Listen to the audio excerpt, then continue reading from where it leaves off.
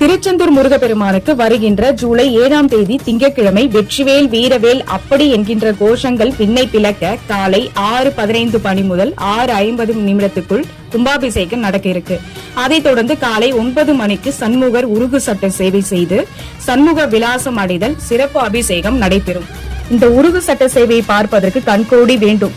உருகு சட்டை சேவை என்னன்னா, மற்ற கோவில்களில் உற்சவர் வீதி உலா வருவதற்காக அந்த தெய்வம் மூர்த்தகங்களை கொண்டு வாகனத்தில் வைப்பாங்க. ஆனா திருச்செந்தூர் சுப்பிரமணிய சுவாமி கோவில்ல சண்முக பெருமான மூலஸ்தானத்தில் இருந்து எடுத்துட்டு வந்து வாகனத்தில் எல்லாம் வைக்க மாட்டாங்க.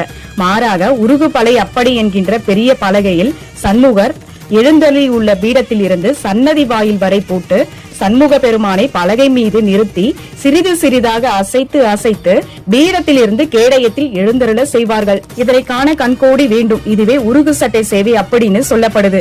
அது மட்டும் இல்லாமல் சண்முக பெருமான் எழுந்தருளி வீதி உலா சென்று மீண்டும் சன்னதி திரும்பும் வரை உருகு பலகையானது சன்னதியில் இருந்து வாயில் வரை நீட்டி போட்டப்பட்ட நிலையிலேயே இருக்கும். தன்னை நாடிய பக்தர்களின் குறை தீர்க்கும் கருணை கடல் கந்தனின் அற்புதம் தலம்தான் திருச்சி